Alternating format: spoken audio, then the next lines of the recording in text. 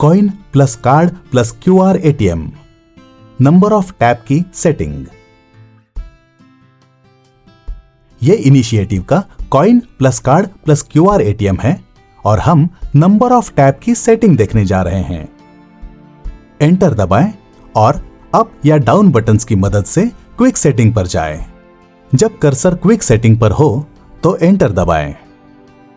Display पर दी गई सूचनाएं पढ़ें, मास्टर कार्ड रखें।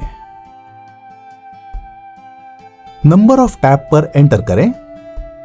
आप कम से कम 1 और ज्यादा से ज्यादा 4 टैप्स सेट कर सकते हैं। नंबर सेट करें। नंबर ऑफ टैप सेव करने के लिए एंटर दबाएं और सेटिंग्स से बाहर निकलने के लिए बैक बटन दबाएं। धन्यवाद।